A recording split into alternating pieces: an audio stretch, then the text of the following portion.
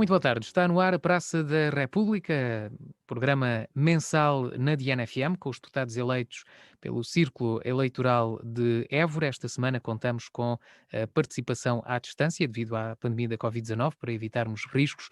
Contamos com a participação este mês, aliás, um, com a participação do deputado do PS, Capolas Santos, e do deputado do PCP, João Oliveira, a quem dou as boas-vindas. Obrigado pela vossa disponibilidade. Ora, vamos já avançar para as notas de abertura com os temas que marcaram os últimos dias, na vossa opinião, obviamente. Começamos pelo Capolas Santos. Boa tarde. Pedia que ligasse o microfone. Não o estamos a ouvir agora. Agora sim.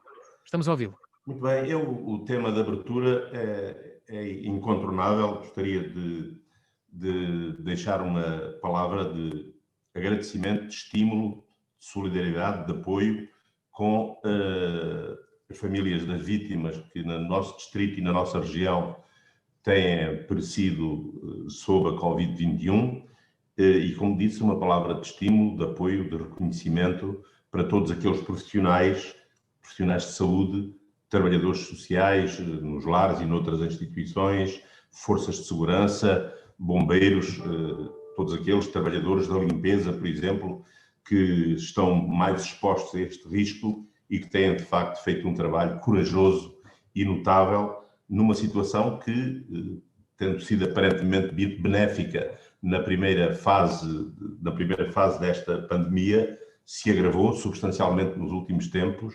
E ainda hoje tive a oportunidade de estar a verificar os números mais recentes. Na nossa região contam-se já 347 vítimas mortais e mais de 8.000 no país, portanto, que é de facto uma tragédia sem precedentes e que não parece parar de se agravar. Mas, portanto, nesta nota de abertura, o que eu queria era de facto transmitir os meus sentimentos às famílias destas 347 vítimas e uma palavra de grande reconhecimento a todos aqueles que contribuíam para que os cuidados continuem a ser prestados. Avançamos agora para a nota de abertura do João Oliveira, do PCP. Boa tarde, João. Agora é o João que tem que ligar o microfone. Agora Exatamente. sim. Tinha desligado para não fazer interferência e agora estava sem som. Em primeiro lugar, boa tarde a todos. Desejos de um bom ano de 2021, neste que é o nosso primeiro programa no ano novo. Esperemos que, quer dizer, nada de ser difícil que o 2021 seja melhor que 2020, mas esperemos que seja mesmo e que seja substancialmente melhor do que foi o de 2020 e esperemos que, particularmente para a nossa região, possa ser um ano de superação de muitas das dificuldades que marcaram o ano 2020, porque julgo que é esse o desejo que todos temos que alimentar. Eu queria naturalmente também fazer uma consideração sobre esta situação que está a viver no nosso distrito, para expressar o meu pesar pelo falecimento das pessoas que têm vindo a falecer em resultado da Covid-19 e em resultado também de outros problemas de saúde que não desapareceram, que se mantêm e que continuam a marcar muito a vida das dificuldades que se sentem na nossa região, e queria chamar a atenção particularmente para um problema que me parece significativo, em particular no nosso distrito, e para o qual também já tinha alertado no último programa, e que tem a ver com a questão dos lares, não apenas na dimensão da vacinação e da importância e da prioridade que tem que ser dada à vacinação dos idosos que estão nos lares, de forma a poder também, de alguma forma, prevenir e antecipar a resposta a este problema da Covid-19, mas também um sublinhado para aquilo que é a dificuldade que se vai verificando um pouco por todo o distrito, com situações verdadeiramente dramáticas em resultado de surtos da Covid-19 nos lares, e que atingem não apenas os idosos, mas também os funcionários, que criam dificuldades ao próprio funcionamento dos lares e ao acompanhamento que tem que ser dado aos idosos, com consequências depois no internamento de idosos que não precisavam de ser internados, mas que acabam por ser internados com problemas resultantes de situações de desidratação, de agravamento de patologias várias por falta de medicação de acordo com as regras que foram definidas para a sua toma, e portanto com uma situação que é verdadeiramente dramática e que neste momento não é uma situação exclusiva do nosso distrito, é uma situação que se repete de norte a sul do país, mas que num distrito com uma população envelhecida e com tanta gente, com tantos idosos em lares, acaba por marcar muito as dificuldades que estão identificadas na vida dos idosos, e isso naturalmente exige soluções que têm que ser soluções de fundo para este problema, em primeiro lugar com contratação para a segurança social de trabalhadores, de maneira a que as dificuldades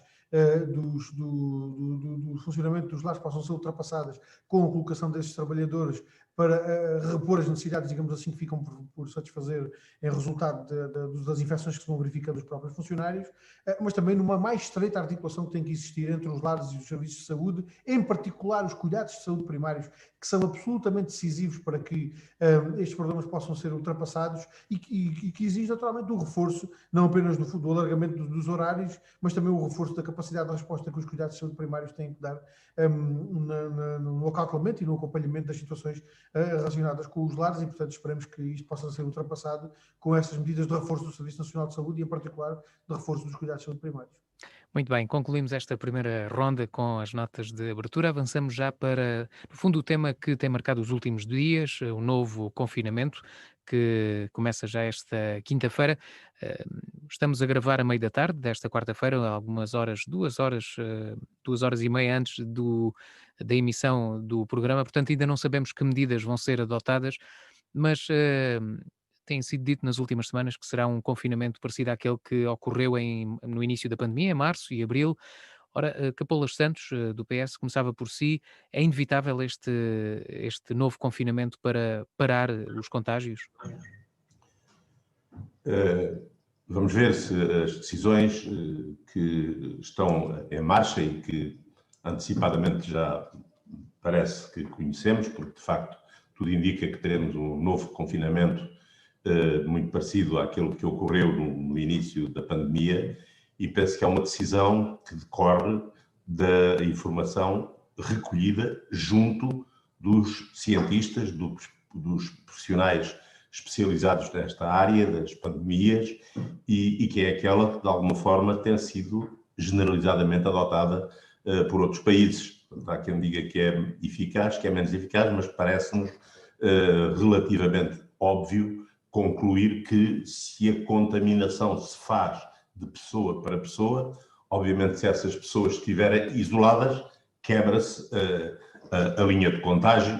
Agora, sabemos que a contraparte disto é um impacto tremendo na economia, porque se as pessoas têm de estar confinadas, não podem exercer as suas atividades, ainda que certamente as atividades básicas vão continuar a ser executadas, porque obviamente que as pessoas têm de ter acesso a alimentos e a serviços básicos, mas parece-me não haver grande alternativa, sobretudo num momento em que a situação se agrava desta forma assustadora. Não é? Basta lembrar-vos que estamos na ordem dos 10.000 contagiados por dia e acima dos 150 mortos. Portanto, eu acho que numa situação deste tipo, que põe em risco a capacidade de resposta do sistema de saúde, porque todos os dias verificamos que aumenta o número de internados, que já vão nos largos milhares, e todos os dias aumenta o número de internados em cuidados intensivos, onde a capacidade de resposta é muito mais limitada. Portanto, eu parece-me que, por mais custos que isto implique na economia, eu acho que a tentativa de salvar vidas justifica esse sacrifício da economia, competindo naturalmente aos poderes públicos, ao governo em particular, garantir as medidas mitigadoras possíveis para que esse impacto na economia e particularmente nas pequenas empresas possa ser atenuado tanto quanto possível, ainda que saibamos que os recursos num país como o nosso são limitados, apesar das ajudas europeias, mas este é um binómio que não pode ser separado, isto é, para medidas com esta gravidade têm de corresponder medidas atenuadoras do ponto de vista financeiro que permitam a economia resistir e respirar até que a situação se normalize, o que, com o programa de vacinação em curso, acabará por suceder mais mês, menos mês, mas será ainda um longo purgatório daquilo que teremos de percorrer. Deixa-me perguntar em relação às escolas. É essa a grande dúvida, ainda não sabemos qual vai ser a decisão do governo, mas é essa a dúvida se as escolas, sobretudo os mais novos, não é? Se as aulas são suspensas ou não. Eu, como digo, não disponho de informação científica que me permita ter uma opinião verdadeiramente fundada, não é? Porque, em princípio, se a medida eficaz é o confinamento, então ele devia ser geral. No entanto, há um conjunto de exceções e esta pode ser uma delas, uma vez que, portanto, as crianças, ainda que fiquem positivas, portanto, são praticamente imunes à doença e mantém-se efetivamente o risco de a contaminação poder ser levada para casa e daí serem contaminados os mais idosos. Mas há um conjunto de outras variáveis que devem ser também ponderadas, que têm a ver com o facto da própria igualdade no acesso ao ensino, uma vez que um confinamento e um ensino à distância acentua desigualdades que já existem no acesso à informação e à educação, neste caso, por parte daqueles que têm menos posses económicas. Portanto, penso que é uma situação de ponderação muito difícil, sobre a qual, com toda a sinceridade, não sou honestamente capaz de ter uma opinião formada. E se calhar qualquer uma das decisões não vai agradar, enfim, há de haver sempre uma parte da população que não vai ficar agradada com uma das duas decisões. Mas em relação a quem... Sobre isto e sobre tudo o resto, não é? Portanto, quando a situação é complexa, é óbvio que as opiniões divergem, tanto competindo, neste caso, a quem toma as medidas, não aplicar a sua própria opinião, mas ponderar o conjunto de opiniões, e é isso que creio que o Governo tem feito ao ouvir os partidos, os parceiros sociais, os técnicos, os cientistas, e, por fim, fazer a síntese de toda essa informação e tomar as decisões que parecem ser aquelas mais adequadas. É essa a tremenda responsabilidade de quem tem que decidir. Antes de passar a palavra ao João Oliveira, deixe-me fazer ainda uma pergunta. Este nível de contágio, nesta altura, já será, penso que os especialistas já admitiram isso, que é já uma consequência do Natal e do Ano Novo. Foi um erro do governo, enfim, a abertura que foi concedida, já de circulação, de juntamento das famílias no período do Natal? Acha que foi um erro? Foi um risco? Voltando ao eu tenho muita dificuldade, aliás, abomino muito os comentadores que vemos pulular em todos os órgãos de comunicação e que têm opiniões sobre tudo. Há poucos meses atrás eram especialistas em focos florestais e agora já são especialistas em pandemias. E, portanto, eu não gostaria de me sentir parecido com eles ao emitir também teorias sobre o assunto. Eu penso, de qualquer modo, que, por aquilo que tenho lido e tenho observado, e até pelas comparações históricas, deste caso com a pandemia que decorreu de 1918 a 1920, a chamada gripe espanhola, parece ser comum que ocorram sempre várias vagas e que elas são particularmente graves na estação outono ou invernal. Portanto, era previsível que a pandemia atenuasse com o verão e que ela se viesse a agravar no inverno. E, portanto, o facto das pessoas, a partir do verão, se terem sentido mais soltas e no início do outono e do inverno, essa quase normalidade ter prosseguido e, mais recentemente, quando o pico já estava mais acentuado, digamos, com aquela folga que foi dada pelo Natal, que implicou a movimentação de muitas famílias dentro e de fora do país, admito que tenham sido todos eles fatores que contribuíram para o agravamento da situação. Agora, penso que é difícil dizer que tenha sido especificamente o Natal, ou a semana anterior ou a semana posterior. Eu penso que o conjunto de alguma abertura a partir do verão levou algumas pessoas a pensar que o problema estava ultrapassado e talvez tenhamos todos facilitado um pouco. João Oliveira, do PCP, o seu partido voltou hoje a votar contra o prolongamento do estado de emergência. Significa que este confinamento, havia outras alternativas a este confinamento que vai começar esta quinta-feira? Bem, eu não diria algo propriamente alternativas, porque não sei se a questão se coloca em termos de alternativas. Quer dizer, há uma verdade que se costuma registar e sublinhar, que é que em política há sempre alternativas, e portanto há sempre alternativas a medidas, sejam elas quais forem. Mas eu acho que nesta discussão a questão não se coloca tanto do ponto de vista das alternativas, coloca-se mais do ponto de vista daquilo que deve ser prioritário. E sinceramente, a posição que nós fazemos e que motiva e que justifica a posição que tomamos, parte de dois ou três elementos que eu procuraria sintetizar desta forma. A gravidade da situação nacional é evidente e é inegável. Nós não podemos esconder, quer do ponto de vista sanitário, quer do ponto de vista social, quer do ponto de vista económico, as dificuldades que nós estamos a atravessar são enormíssimas e a situação que estamos a viver é, de facto, uma situação muitíssimo grave. Que é preciso medidas em todas essas dimensões, parece-nos também que é inquestionável, quer do ponto de vista sanitário para conter a epidemia, quer do ponto de vista social para resolver problemas que se vão verificando, particularmente com camadas e setores da população mais vulnerável, sejam eles os idosos, sejam as pessoas com deficiência, sejam os doentes crónicos. Isso também nos parece que é inquestionável, ou seja, é preciso tomar medidas para que, do ponto de vista do apoio e das medidas de resposta a essas camadas da população mais vulneráveis, a situação não se agudize. Que é preciso também, do ponto de vista económico, assegurar medidas e, em alguns casos, concretizar medidas que já estão decididas para garantir que, do ponto de vista económico, os apoios que é preciso garantir existam também. Isso também nos parece inquestionável. Que isto tenha que ser tudo secundarizado perante as medidas mais restritivas ou as medidas do dito confinamento é que já nos parece que é duvidoso. Ou seja, nós não pomos em causa que a situação que está criada com a evolução negativa do ponto de vista epidémico precisa de medidas reforçadas. Temos dúvidas é que essas medidas reforçadas devam ser prioritariamente as medidas do confinamento.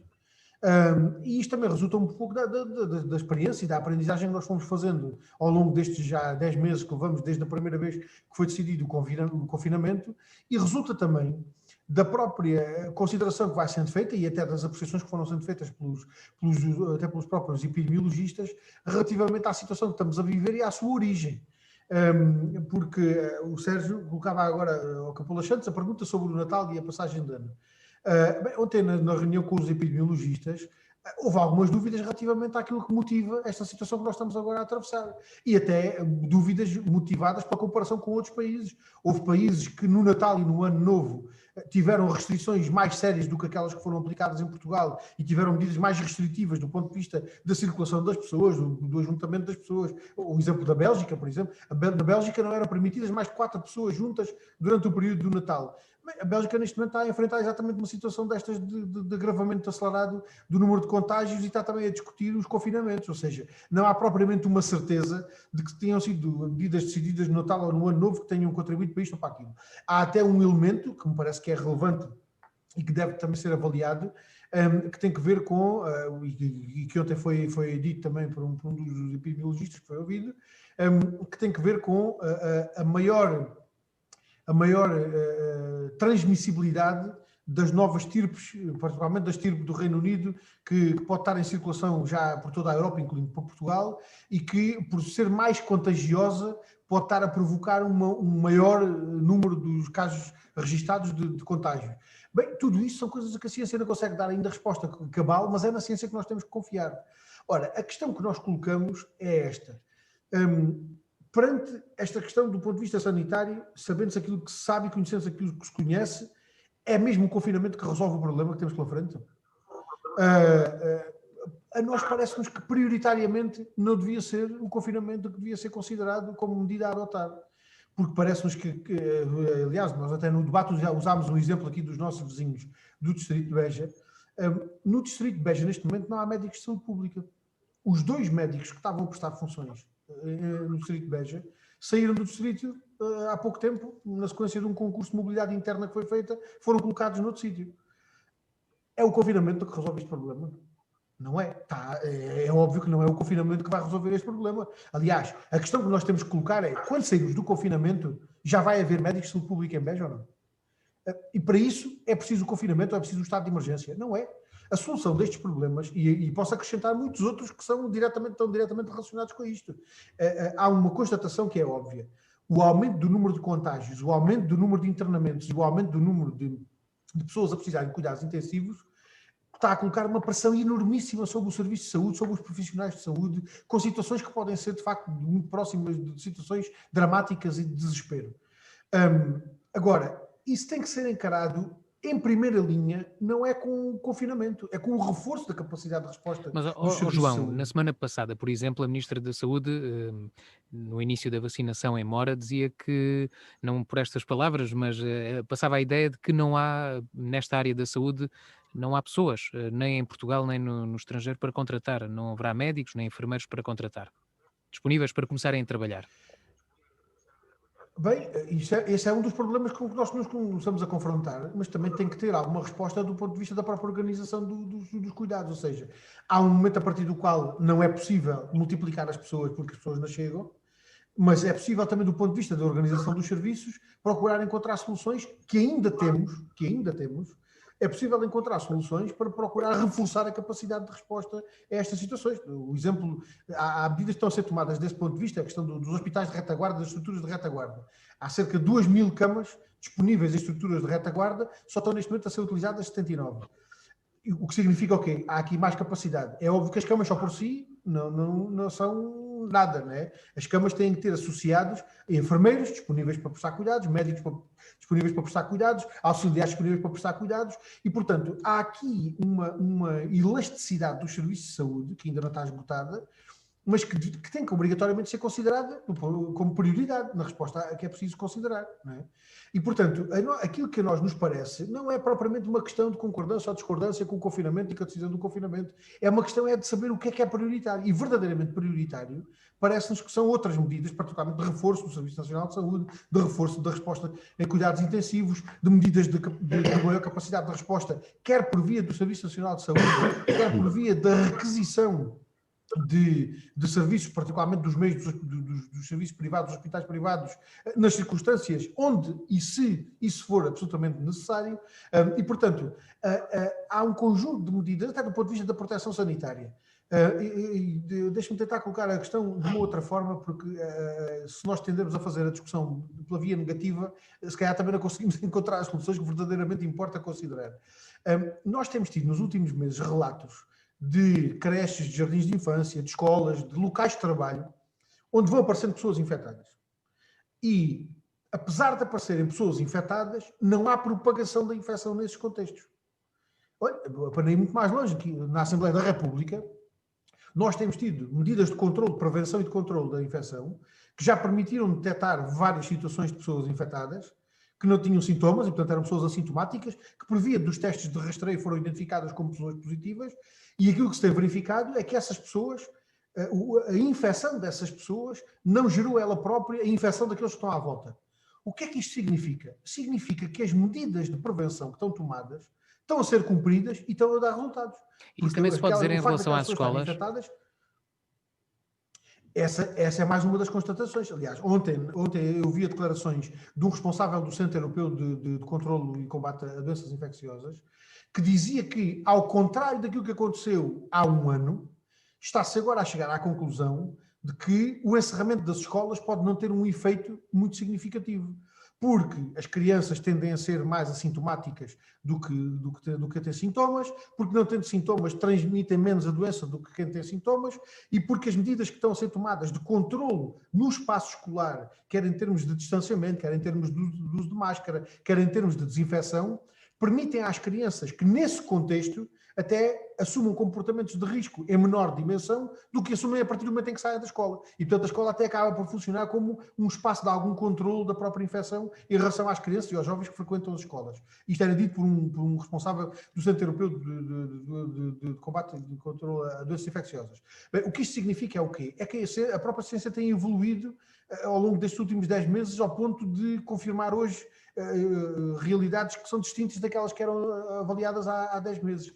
A questão que tem que se colocar é saber em que medida é que todos estes meios, todas estas respostas têm que ser consideradas para fazer face às dificuldades que existem, para fazer face à situação com que estamos confrontados, sabendo que isto é um equilíbrio muitíssimo difícil de fazer entre as medidas de combate à epidemia no ponto de vista sanitário e particularmente aquelas que mais rapidamente podem produzir efeitos e as medidas que têm impactos económicos e sociais mais difíceis. Eu estou em crer que o nosso país não aguenta a imposição de um confinamento igual àquele que tivemos que atravessar em março do ano passado. As dificuldades que hoje temos são Mas muito não aguenta em superiores termos àquelas que existiam há económicos? 10 meses. Não aguenta em termos económicos? Não aguenta em termos económicos, nem em termos económicos, nem em termos sociais. Eu tenho dúvidas até que, do ponto de vista individual, as pessoas encarem e enfrentem hoje as dificuldades e as complicações do confinamento da mesma forma que enfrentaram há 10 meses. Porque as situações de desespero, de cansaço que as pessoas hoje têm, até de dificuldades na sua... Eu falava há umas semanas com um barbeiro que me dizia que, na altura, quando se começava a falar outra vez da possibilidade de haver novos confinamentos, por causa do aumento das infecções e tal, e ele dizia-me, se eu tiver que fechar a barbearia outra vez por um mês, eu provavelmente não vou conseguir aguentar a situação. Porque tenho rendas para pagar, porque tenho empréstimos para pagar, porque tenho um conjunto de dificuldades e não sei o que é que vou fazer à minha vida. E, portanto, nós estamos a lidar com situações de desespero deste tipo. Se nós formos ver nos setores da hotelaria, da restauração, da cultura, de todos os setores que têm sido mais fustigados pela crise, é muito difícil de encontrar uma perspectiva de saída para esta situação se nós voltarmos a um confinamento como aquele que tivemos em março. E isso Muito também tem que pesar, porque nós não podemos secundarizar umas vidas em relação às outras, porque estas também são vidas que têm que ser acauteladas e têm que ser defendidas. Que este equilíbrio é um equilíbrio difícil de fazer, é muito difícil de fazer.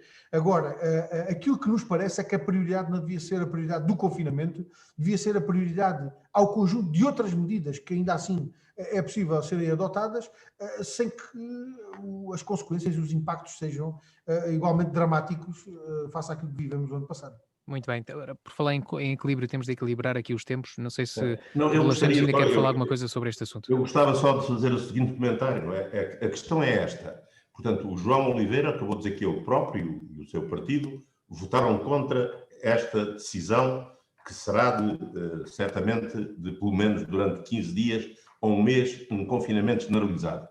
O que eu lhe pergunto é que se porventura, se o governo fosse neste momento liderado pelo Partido Comunista, sabemos que não haveria confinamento. E, portanto, gostaria de saber o que é que se faria exatamente no momento em que temos 150 mortes por dia e 10 mil infectados por dia. Porque as medidas que ouvi dizer, contratem-se mais pessoas, melhorem-se os serviços de saúde, isso não é nada que se faça em 24 horas. E, portanto, o facto concreto com o qual estamos confrontados é este: 10 mil infectados por dia e 150 vítimas mortais. Portanto, eu acho que simplesmente dizer que se está contra e que deveríamos adotar outras medidas, acho que seria exigível que fosse exatamente explicado quais eram as medidas alternativas, que em concreto, se o PCP fosse governo hoje, o que é que poria em execução amanhã? João, quer responder? Bem, quero, e tenho muito gosto em responder. Pois o problema é esse. O problema é nós estarmos hoje a discutir medidas para amanhã. Há muita coisa que o governo podia ter feito, aliás, que devia, não era podia, era muita coisa que o governo devia ter feito para que hoje não tivéssemos que estar a considerar medidas para amanhã. Dou-lhe apenas 2 exemplos. O Hospital Polivalente e o Hospital Militar de Belém. Em julho, o PCP chamou a atenção do governo que quer o Polivalente, quer o Hospital Militar de Belém, tinham condições excepcionais, com muito pouco investimento que seria necessário para criar condições para a instalação de camas de cuidados intensivos e, particularmente, até dispondo de condições que não existem mais no hospital, particularmente o Hospital Militar de Belém, tem condições para salas de pressão negativa que seriam muitíssimo úteis no combate a esta infecção, para resolver muitos dos problemas que temos em relação aos cuidados intensivos. Bem, isso é um investimento que o governo ainda não quis fazer desde julho até agora. Estou apenas a dar estes 2 exemplos, porquê? Porque são 2 exemplos numa área crítica relativamente aos serviços de saúde, que é óbvio que agora já não se vai a tempo. porque não é em 24 horas que se consegue pôr aqueles 2 hospitais em condições de eles poderem ser utilizados na plenitude das suas capacidades. Bem, mas são medidas que podiam ter sido tomadas há alguns meses e que certamente teriam tido condições para poderem ser tomadas, porque estamos a falar de preparação de edifícios e de equipamentos que não deixaram de funcionar com aqueles objetivos assim há tanto tempo, particularmente em relação ao Hospital Militar de Belém. Ele até estava ainda em muito bom estado, com necessidades muito pequenas de investimento. Agora, é óbvio que há medidas que têm que ser consideradas e que, do ponto de vista imediato, podiam e deviam ser consideradas com rapidez para acudir às situações que estão a verificar. Por exemplo, o Capelo Santos estava a colocar, e bem, a questão da letalidade e dos óbitos. Uma grande parte dos óbitos que se têm-se verificado precisamente em relação a pessoas mais idosas e, particularmente, em relação a pessoas que estão em lares. A resposta à questão da situação dos lares é uma resposta que tem que ser encontrada, não é em 24 horas, mas terá que ser encontrada nos próximos 7 dias. A situação de ruptura que está criada, porque o governo teima em não aceitar aquilo que nós andamos há quase um ano a propor, fará em maio o próximo um ano que nós andamos a propor. A contratação de trabalhadores pela Segurança Social e a sua formação, aliás, de resto, ainda hoje era notícia, no Algarve está a ser feita de forma acelerada a formação aos trabalhadores dos lares para que possam lidar com os problemas da Covid. Se a Segurança Social tivesse, em maio de 2020, começado a contratar trabalhadores e a fazer a sua formação de maneira a repor aqueles que têm que sair dos lares por causa das questões da infecção, se calhar muitas destas situações podiam ter sido tratadas de outra forma e nós podíamos agora estar a enfrentar o problema de uma outra forma, por exemplo, em relação aos lares, onde tem verificado uma parte significativa dos óbitos. Aliás, infelizmente, no nosso distrito, essa é uma realidade negra que continuamos a trazer às costas. Mas sobre isto, era importante que as medidas não fossem tomadas em 24 horas. Era importante que elas já tivessem sido tomadas há mais tempo. É preciso que elas sejam tomadas. Quanto mais dias se perder até que essa decisão seja tomada, serão mais dias que se criam dificuldades e que nos lares e noutros contextos essas dificuldades se agudizarão. Agora, dizer que é o isolamento que vai resolver isto, em que é que o isolamento resolve o problema dos lares? Em que é que o isolamento resolve o problema dos lares?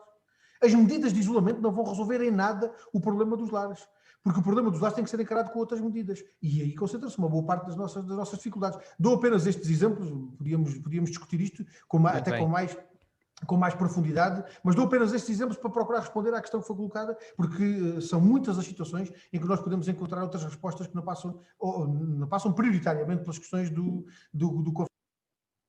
Muito bem. Sim, João, eu gostaria só de dizer que a sua resposta foi, para mim, efetivamente muito esclarecedora, porque a resposta do PCP a 10 mil infectados por dia e 150 mortos era ter feito obras em 2 hospitais e em ter contratado mais uns funcionários para os lares. Ignorando o esforço gigantesco que se tem feito nesses meses na melhoria de instalações hospitalares e na contratação de pessoal a todos os níveis. Portanto, isso que diz que se deveria fazer foi feito em larga escala nos últimos meses. Mas hoje, no dia 13 de janeiro, a solução que o PC tinha para resolver este problema é começar a fazer obras em 2 hospitais e a contratar mais uns funcionários. E você acha que com 150 mortes todos os dias e com 10 mil infectados são essas as medidas que iriam reduzir a contenção ou fazer conter a doença? Nós estamos numa situação de absoluta emergência que implica soluções muito drásticas, muito penosas para a economia, para a sociedade, muito custosas, certamente, para o esforço dos contribuintes nacionais, para o orçamento de Estado, mas têm de ser respostas efetivas de larga escala e não estas pequenas medidas mitigadoras, que obviamente com as quais todos concordamos, mas que em si só não resolvem minimamente o problema com o qual estamos hoje confrontados. E aquilo que está a ser decidido hoje é a resposta à situação concreta que temos hoje. Portanto, não me parece, acho que é politicamente, enfim, simpático dizer que estamos contra o confinamento, porque isso certamente as pessoas não gostam de estar confinadas, e portanto é mais simpático quem diz que está contra do que quem está a favor, mas quem diz que está contra tem de ter medidas alternativas que possam ter pelo menos uma eficácia semelhante. E aquelas que acabou de dizer, ainda que sejam obviamente medidas positivas, mas face à dimensão do problema à escala nacional, seriam medidas absolutamente mitigadoras e, aliás, não vão além daquilo que o Governo fez em vastíssimos hospitais e em termos de apoios à contratação de trabalhadores sociais. Muito bem, um minutinho para o João responder, porque temos de avançar para os outros temas. Um ou dois minutos, João. O Capelo Santos pegou nos exemplos que eu dei para limitar a isso. Se quiser, eu posso lhe dar mais uma lista. Posso lhe dar mais uma. Não basta dar exemplo, não basta dar 2 exemplos, não é? Mas se quiser, eu posso lhe dar mais uma lista. Posso lhe dar mais uma lista de umas dezenas de hospitais. Isto é dizer exatamente o que é que o PC fazia se tivesse no governo. Posso dar-lhe uma lista de exemplos, posso dar-lhe mais uma dezena de exemplos de hospitais relativamente aos quais nós propusemos medidas de reforço da capacidade de resposta. É o que é que faria hoje perante este problema? É isso que estamos a discutir. Não é o que faria antes. Você não pode iludir a circunstância de que o ponto a que nós chegamos hoje, as dificuldades que hoje estão criadas, não resultam só das decisões de hoje. Quer dizer o que é que se faz hoje, se esquecer aquilo que não se fez para trás, não serve. E insisto nesta questão. Em que é que o confinamento vai resolver o problema dos lares? Em que é que o confinamento vai resolver o problema do sítio onde há mais letalidade do vírus? Em que é que confinar as pessoas em casa resolve o problema da falta de acompanhamento dos idosos porque os funcionários ficaram infectados e não podem trabalhar, da falta de cuidados de saúde porque os cuidados de saúde primários não foram reforçados de maneira a poderem acompanhar a situação desses idosos? Em que é que o confinamento resolve isso? É que é aí que reside o problema. O confinamento, as medidas de confinamento e de redução dos contactos das pessoas, é óbvio que terão um efeito imediato na redução dos contágios. Imediato, a prazo, em 2 semanas, terão um efeito a 2 semanas na redução dos contágios. Mas os problemas onde eles estão criados, onde há uma expressão deste problema, que vai muito para lá do confinamento, ficarão por resolver se o confinamento for a única resposta. E essas medidas têm que ser tomadas. Ouça, nós temos discutido isso em detalhe. Se quiserem, eu digo o número de camas de cuidados intensivos que é preciso aumentar, que já deviam ter sido aumentadas. Aliás, em setembro do ano passado, em setembro de 2020, havia uma meta de aumento do número de camas de cuidados intensivos que não foi alcançada, que ficou para ser alcançada no início deste ano. E que este ano também tem já um outro objetivo intermédio, porque, entretanto, verificou-se que não é possível ter médicos intensivistas formados, porque eles não se fazem de barro e não é possível criá-los de um dia para o outro. Agora, isso são medidas que deviam ter sido consideradas e que continuam a ser absolutamente urgentes.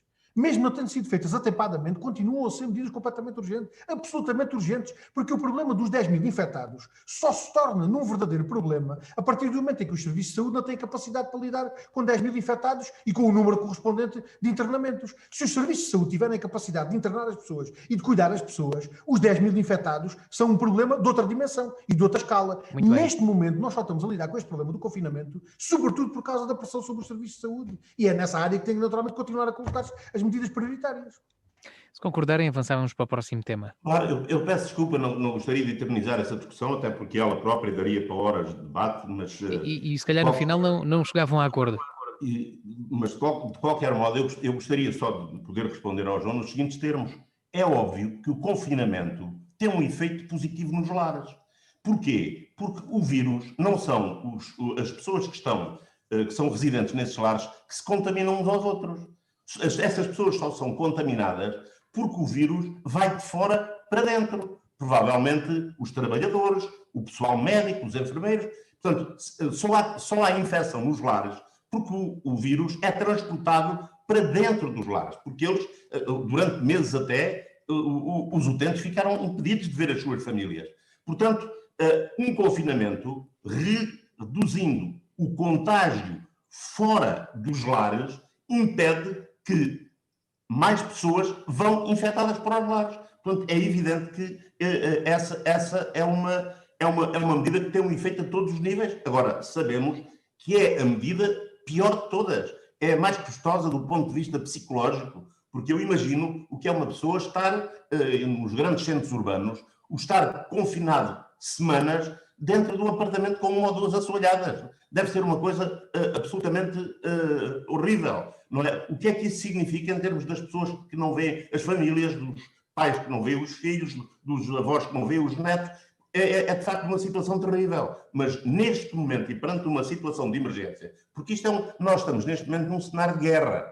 E um cenário de guerra implica um conjunto de medidas excepcionais e imediatas. E por isso o que eu critico no PC é de facto o criticar, fazer a crítica, mas nunca apresentando a solução concreta. A solução é sempre o que nós propusemos, devia-se contratar mais, deviam fazer-se mais obras. Claro, isso era o que todos nós desejaríamos, se tivéssemos recursos ilimitados. Agora, o esforço que os portugueses, todos que somos contribuintes, estamos a fazer neste momento para o Sistema Nacional de Saúde, para criar condições, para ter reforço de meio, é um esforço absolutamente gigantesco face às capacidades do nosso país. E vejamos, mesmo em países como a Alemanha, como o Reino Unido, como os Estados Unidos da América, como a Itália, como a Espanha, vejam como os seus sistemas de saúde, com certamente mais e melhores condições que os nossos, como eles vacilaram e como estiveram numa situação de ruptura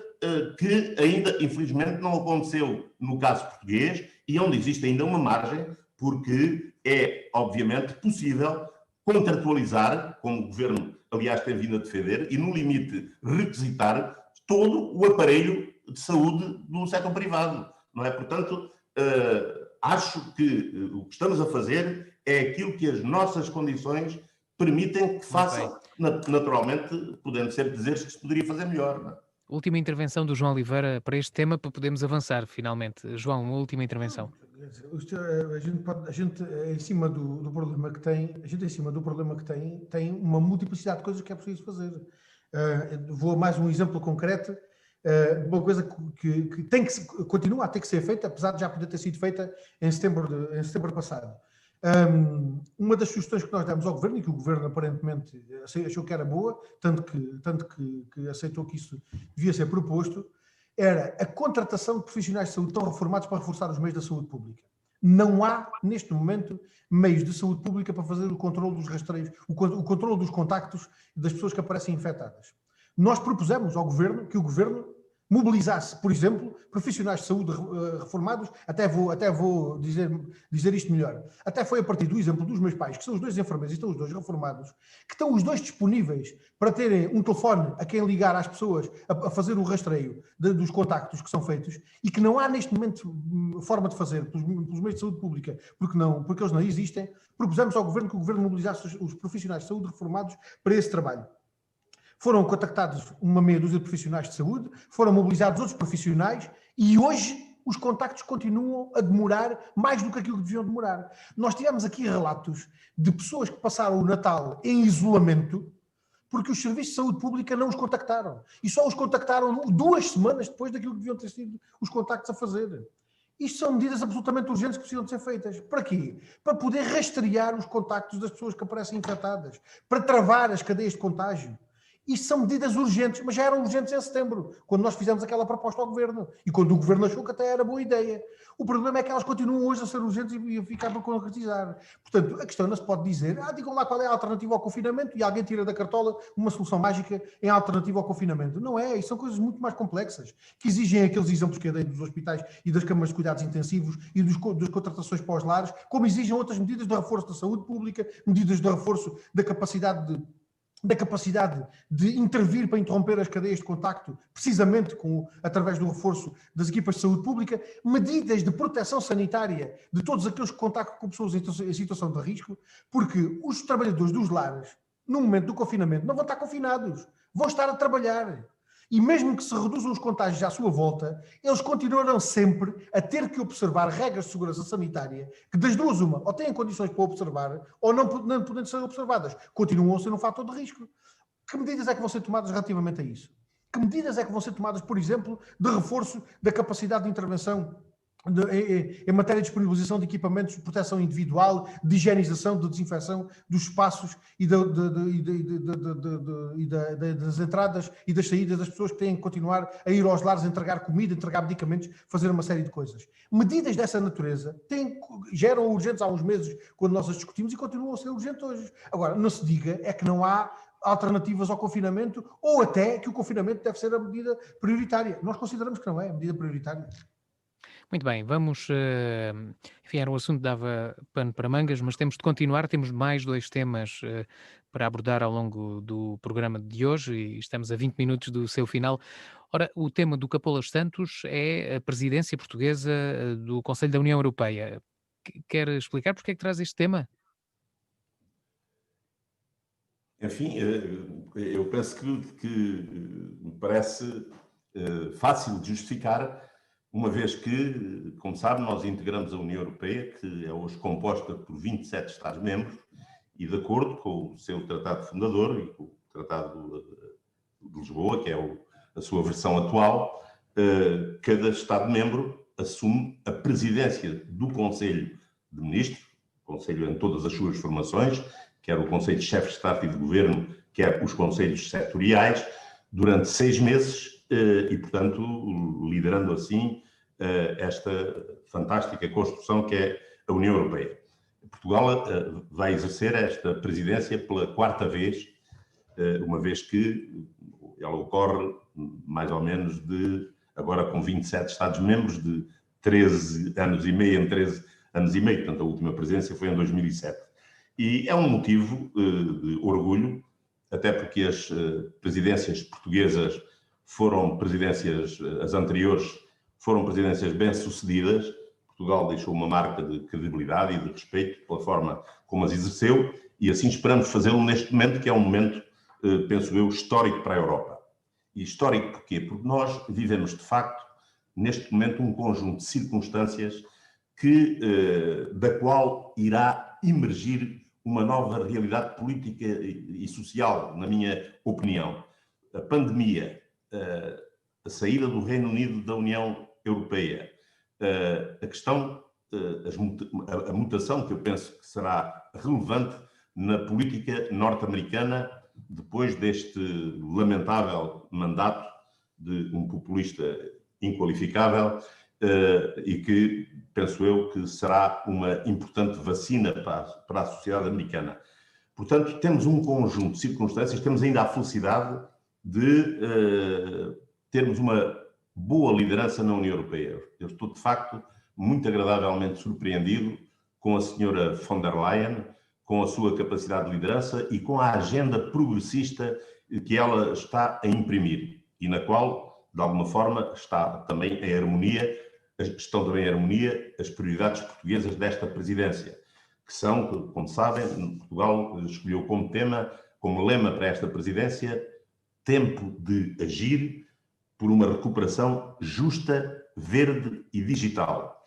São, portanto, as prioridades da presidência portuguesa: promover a recuperação económica, reforçar a componente social, o chamado pilar social europeu, e garantir uma maior autossuficiência económica da Europa e a sua afirmação no mundo, mantendo um escrupuloso cumprimento pelo Estado de Direito, pelos direitos humanos e pelas regras de respeito profundo pela democracia. Portanto, nós estamos num momento em que, depois das grandes decisões tomadas no último semestre de 2020, sob presidência alemã, onde foi possível, depois de meses e meses de discussões e de adiamentos, fechar o quadro dos apoios financeiros e a mudança substancial que isso representou, uma vez que, pela primeira vez, vai haver uma chamada mutualização da dívida, isto é, os Estados-membros terão acesso a meios financeiros, uma boa parte a fundo perdido, e mesmo quando queiram recorrer a empréstimos que serão assumidos pela União Europeia, o que significa que nos mercados financeiros serão obtidos a taxas de juros muito mais baixas, o que significa a consagração de um princípio que durante anos e anos e anos foi rejeitado por uma maioria dos Estados-membros, que é aquilo a que se convencionou chamar a chamada mutualização da dívida. Portanto, acho que vivemos um tempo de esperança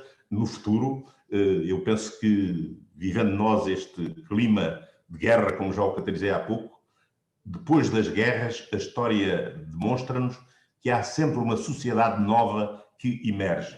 Assim foi depois da Primeira Guerra Mundial, basta vermos o que era o panorama político anterior e o que foi depois, o que era o panorama político antes e depois da Segunda Guerra, só para olharmos para a história mais recente, e eu penso que vamos ter uma nova realidade daqui por um ano, daqui por 2 anos, quando todas estas questões estiverem dirimidas, quando a economia estiver recuperada e quando tivermos aprendido com as lições dos últimos anos, do ponto de vista de ausência de respeito pela natureza, pelas desigualdades sociais.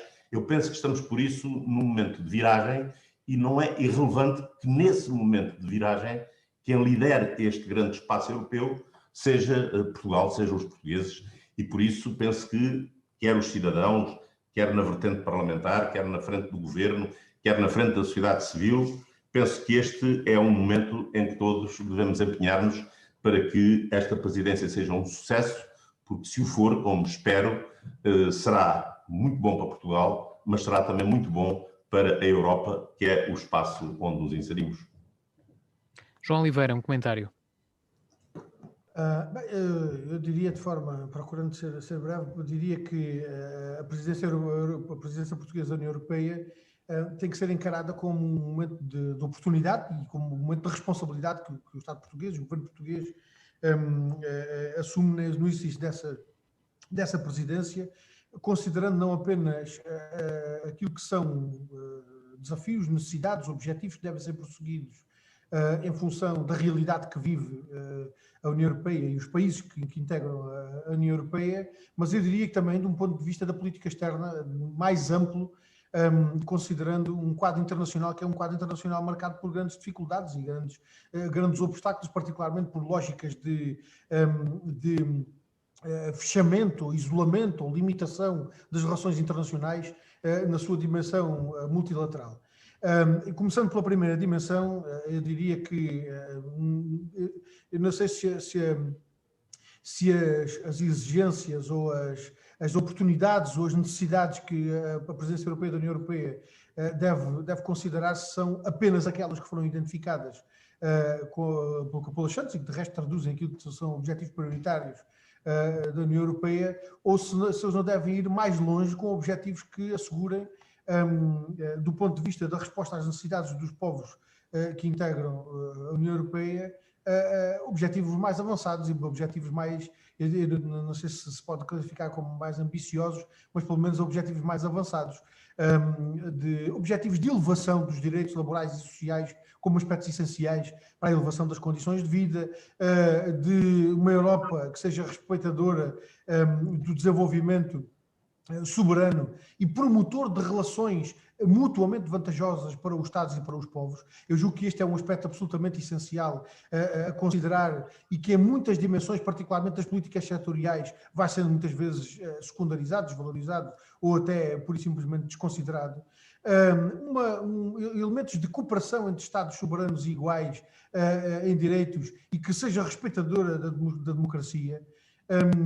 Objetivos também de garantir que possamos ter uma Europa onde sejam promovidas efetivas relações de amizade, cooperação, de solidariedade com todos os povos do mundo e que afaste, em definitivo, lógicas belicistas, agressoras, impositivas de condições draconianas a muitos povos, particularmente àqueles que mais diretamente connosco se relacionam nas fronteiras dos nossos países, dos países que integram a União Europeia, naturalmente aspectos de preocupação com as questões ambientais, com as questões do equilíbrio da natureza, do desenvolvimento harmonioso e de preservação da natureza têm que estar presentes e de respeito pela promoção da cultura, da diversidade e do intercâmbio cultural, que eu julgo que são também elementos que têm que ser colocados como elementos caracterizadores de uma perspectiva de desenvolvimento em que a soberania dos povos e dos Estados não se afirme na base da rejeição da diferença e na base da rejeição daquilo que não é seu ou que não é próprio ou que não lhe é próprio. Eu julgo que esta lógica integradora da diversidade, da diferença, de promoção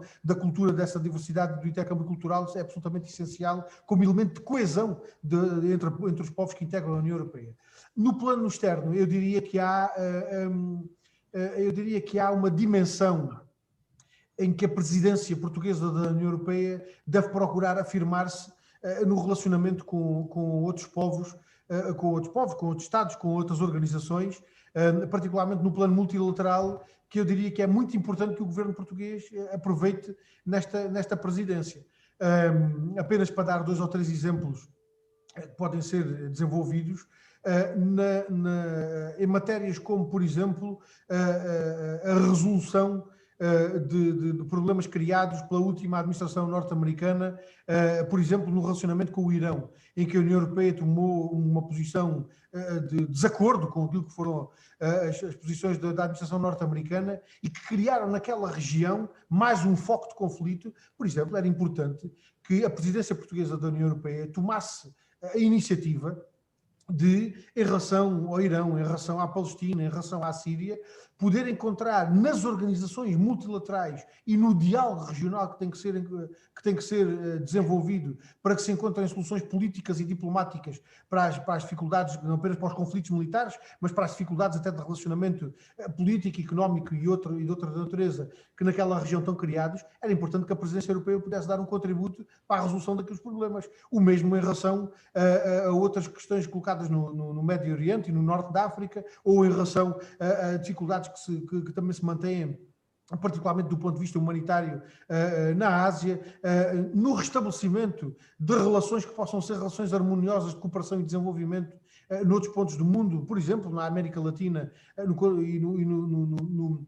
nas relações que vários países da América Latina têm relações privilegiadas, não apenas com Portugal e Espanha, mas por essa via com toda a Europa. Portanto, eu diria que também do ponto de vista internacional, no momento em que há dificuldades que se vão criando ao relacionamento multilateral, à cooperação, ao desenvolvimento de relações políticas e diplomáticas, cooperação entre os povos e os Estados, é importante que a presidência europeia, a presidência portuguesa da União Europeia, possa dar um contributo para que o desenvolvimento futuro possa ser, de facto, mais harmonioso, mais marcado pela justiça social, pela igualdade e pelo respeito pela democracia, do que, infelizmente, estes últimos anos que temos vivido, particularmente com a agudização de conflitos e a dificuldade do ponto de vista político e diplomático que se vai verificando um pouco por todo o mundo.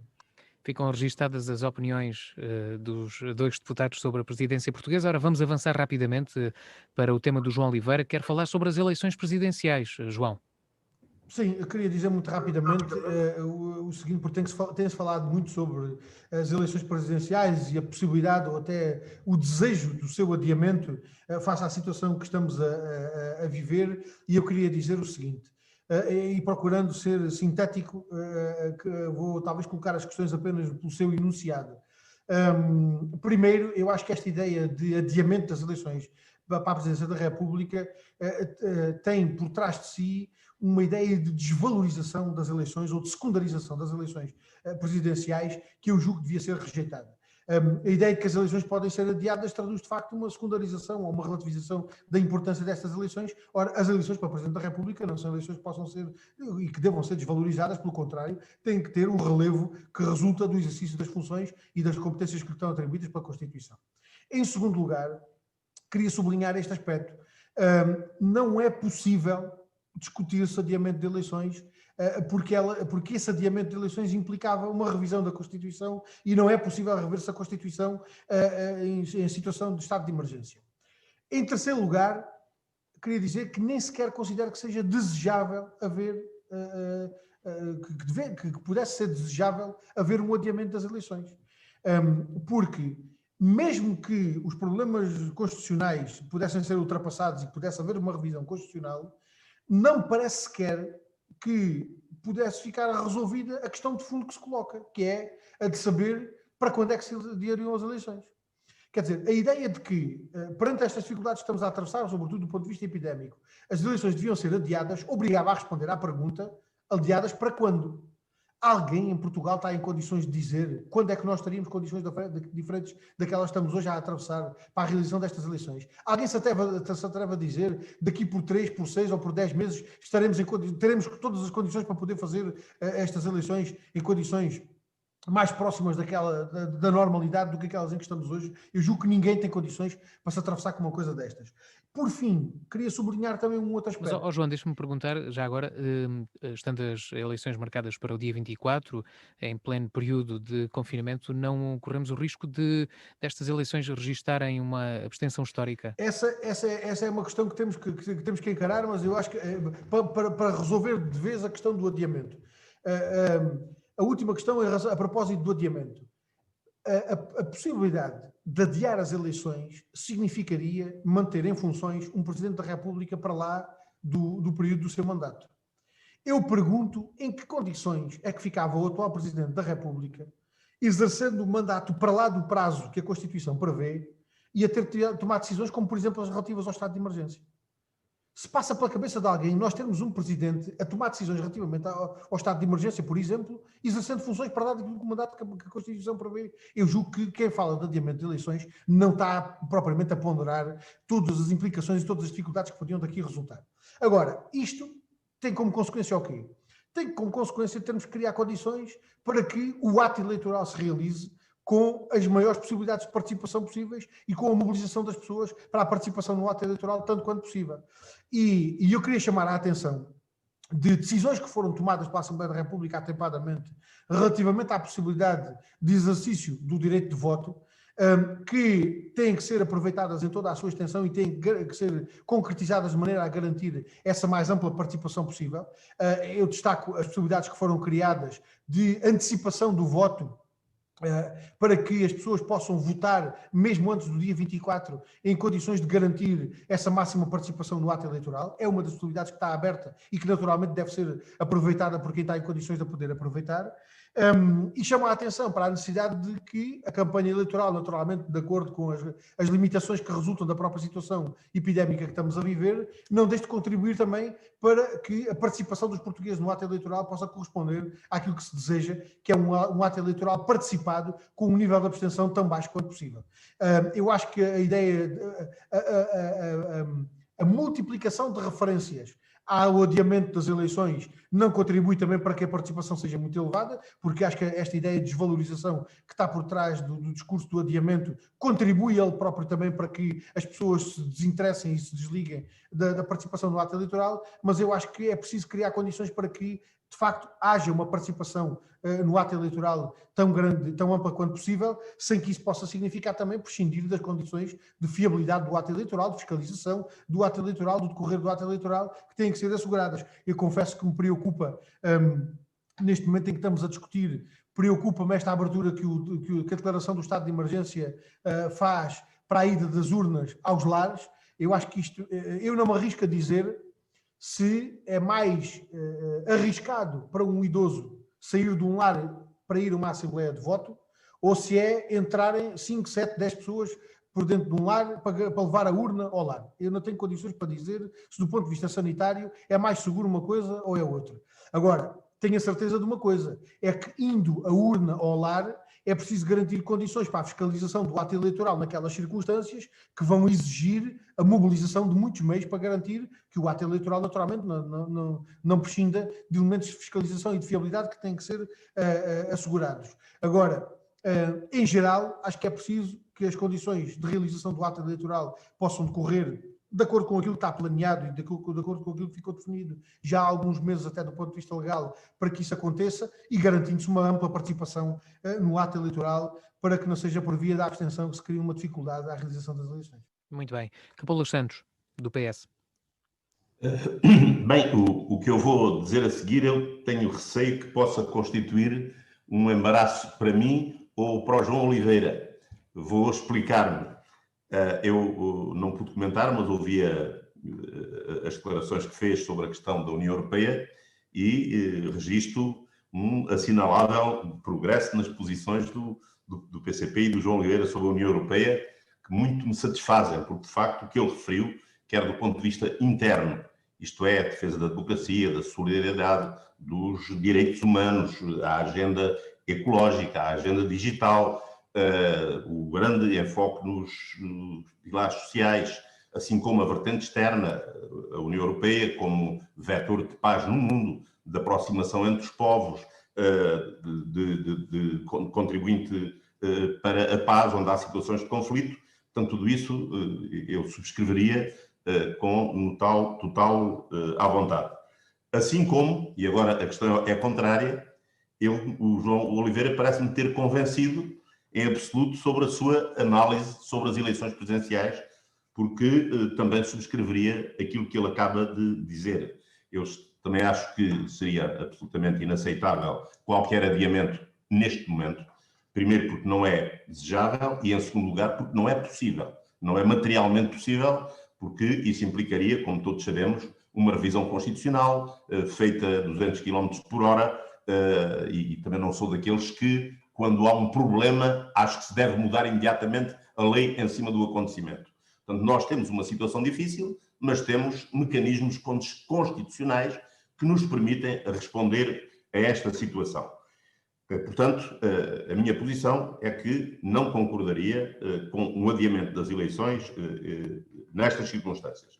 Agora, isso não me inibe de sentir uma grande preocupação, porque este é um contexto completamente anómalo, não só no dia da eleição em si, mas durante o próprio período da campanha eleitoral, onde há sérias limitações aos candidatos, que até, de uma forma geral, estão em grande desvantagem com o candidato incumbente, o candidato que é atualmente presidente e que se recandidata e que, portanto, tem outras condições, até pelas funções que ocupa, de visibilidade que torna, digamos, o combate eleitoral mais desigual para os demais candidatos. Por isso temo que a abstenção possa atingir valores mais elevados, o que, se atingir uma grande expressão, pode até criar alguns problemas de legitimidade, porque ninguém gostaria de ver o primeiro magistrado da nação eleito por uma pequena percentagem do eleitorado. E, portanto, todos temos que fazer um enorme esforço, criar as condições, e enfim, elas estão a ser criadas pelo governo, como sabe. Ainda hoje ouvi nas notícias que o voto antecipado já conduziu à inscrição de mais de 150 mil pessoas que poderão votar antecipadamente em cada um dos distritos, mesmo um mecanismo que estará a ser criado para que os votantes dos lares possam, digamos, não deslocar-se à Câmara de Voto, mas a Câmara de Voto deslocar-se lá. Obviamente que isso implicará sempre que todas as condições de segurança sejam garantidas. Não estou a ver que entre a mesa da Assembleia de Voto, que entre pelo lado adentro e que entre com a urna de voto em frente de cada um dos idosos. Portanto, há algum mecanismo em que fará chegar o voto de uma forma absolutamente higienizada, com todas as condições de segurança, que não deixarão, de qualquer modo, ser situações complexas e situações que são inibidoras. Certamente, algumas das pessoas não estarão dispostas a sujeitar-se a essa situação e, portanto, daí a possibilidade da abstenção poder alargar-se. Mas, repito, se nós, num quadro de dificuldades, temos de encontrar soluções para as mitigar noutras situações da vida, obviamente, perante um processo eleitoral, temos de fazer exatamente o mesmo. Temos de nos adaptar a esta nova circunstância e procurar, no quadro de dificuldades que são pré-conhecidas, tentar, tanto quanto possível, contorná-las. E estou certo que o sentido cívico dos portugueses não deixará de dar essa resposta. E, portanto, eu ficaria muito feliz com a democracia portuguesa se nestas condições acabássemos por ter, como espero que vai acontecer, um processo normal e dentro dos parâmetros que não põem em causa a legitimidade democrática desta eleição. Muito bem, vamos fechar o programa, penso que está tudo dito. Quero agradecer mais uma vez a vossa participação à distância. Os deputados regressam à antena da Diana FM dentro de um mês, mais ou menos. A próxima Praça da República será então mais ou menos dentro de um mês, em fevereiro. Obrigado mais uma vez, ficamos por aqui. Boa tarde.